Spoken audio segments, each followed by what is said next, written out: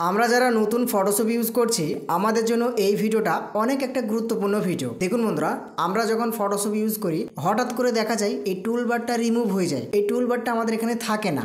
আবার দেখা যায় যে লেয়ার বক্সটা অনেক হেল্পফুল একটা লেয়ার বক্স, এই লেয়ার বক্সটা অনেক সময় রিমুভ হয়ে যায়। তো আজকের এই ভিডিওতে আমি আপনাকে দেখাবো কি কি কারণে রিমুভ হয়ে যায়, আর রিমুভ যদি হয়ে যায় তাহলে আবার পুনরায় কিভাবে আপনি নিয়ে আসবেন। ভিডিওটা অনেক হেল্পফুল হতে চলেছে, অবশ্যই আপনি ভিডিওটা প্রথম থেকে শেষ পর্যন্ত দেখবেন।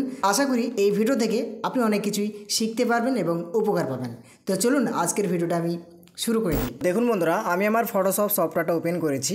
আপনি ভালোভাবে লক্ষ্য রাখুন, বাঁ দিকে যে টুল বারটা থাকে সেই টুল বারটা কিন্তু নেই, পুরো সাদা। আপনি দেখতে পাচ্ছেন আমার মাউস পয়েন্টারটা, এই জায়গাতে যে টুল বারটা থাকে, যে টুল বার থেকে আমরা সমস্ত রকম কাজ পাই বা কাজ করি, সেই টুল বারটা দেখুন নেই।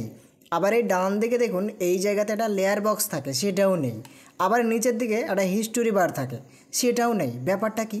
যদি এরকম হয়ে যায় বা আমরা যারা ফটোশপ ইউজ করছি আমাদের মধ্যে কমন এই ভুলটা আসতেই পারে, এটা হতেই পারে, ঠিক আছে। অনেক সময় মানে টাইপের মাধ্যমে বা ক্লিকের মাধ্যমে এরকম হয়ে যেতে পারে। ধরে নিন বাঁ দিকে এই টুলবারটা নেই, তাহলে আপনি কীভাবে এই টুলবারটা নিয়ে আসবেন? আমি প্রথমত এই টুলবারটা আনা দেখাই। ওকে, প্রথমত এই টুলবারটা নিয়ে আসার জন্য আপনাকে কি করতে হবে, উপরের দিকে লক্ষ্য রাখুন। এই যে এই জায়গাতে দেখুন ফাইল বলে একটা অপশান আছে, এডিট বলে একটা অপশান আছে, ইমেজ বলে একটা অপশান আছে, লেয়ার বলে একটা অপশান আছে, এইভাবে অনেকগুলো অপশান আছে, তাই না?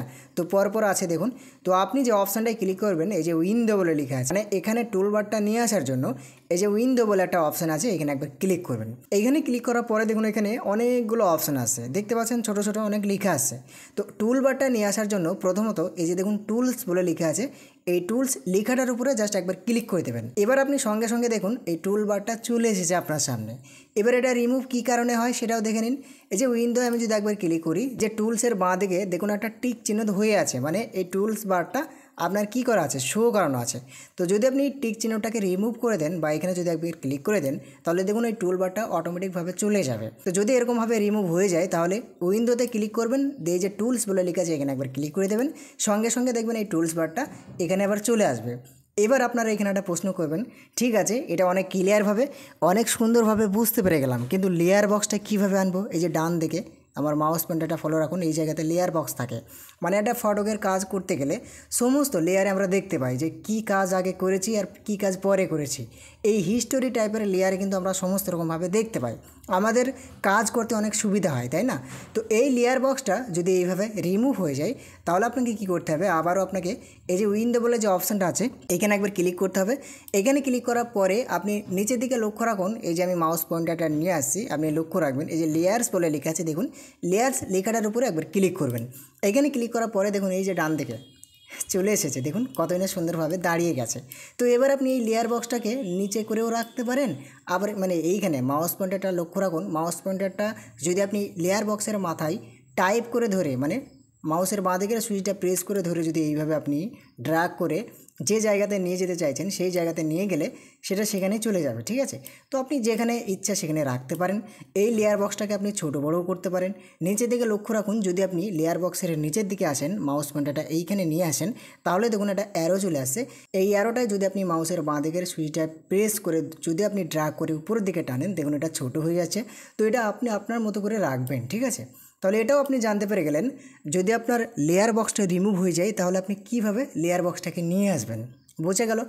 এবার আমি আপনাকে দেখাই হিস্টোরি বার। দেখুন আমরা বেসিক্যালি যেসব কাজগুলো করি এই হিস্টোরিতে অ্যাটাচ হয়ে যায়, মানে হিস্টোরি একটা কোন কাজ কী করলাম সেটা হিস্টোরিতে দেখা যায়, তাই না? তো সেটা যদি রিমুভ হয়ে যায় বা সেটা যদি আপনি নিয়ে আসতে চান, উইন্ডো মেনুতেই ক্লিক করতে হবে। এই যে উইন্ডো মেনু, এখানে ক্লিক করার পরে আপনি স্ক্রল করে এইভাবে চলে আসবেন। এরকম আসার পরে দেখুন হিস্টোরি বলে লেখা আছে, এই যে হিস্টোরি লেখাটার উপরে যদি একবার ক্লিক করেন, সঙ্গে সঙ্গে দেখবেন ডান দিকে এই যে হিস্টোরি বার, এখানে কিন্তু এটা চলে আসলো, বোঝা গেল। তাহলে বেসিক্যালি আমাদের যে জিনিসটা বেশি দরকার হয় সেটা হচ্ছে এই যে টুলস বার, এটা দরকার হয়। আর একটা হচ্ছে লেয়ার্স বার। আর একটা জিনিস দরকার হয়, সেটা কি আমি আপনাকে বলছি। আপনি উপরে দিকে লক্ষ্য রাখুন, উইন্ডো বলে লিখে এখানে ক্লিক করলাম।